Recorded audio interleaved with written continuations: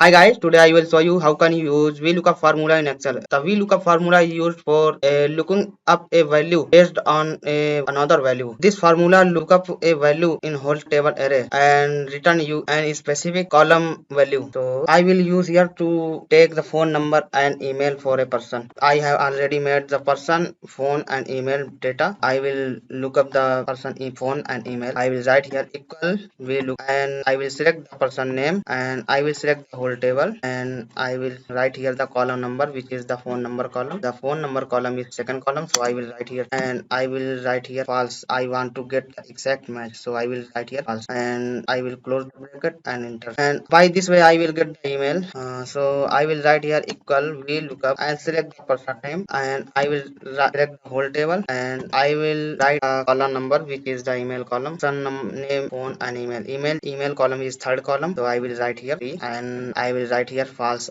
because I want to get that match, so I will write here false and bracket close and press enter. Now let's go to second example. This is example of approximate, this is example of partial match of formula. So I have defined the three category based on number.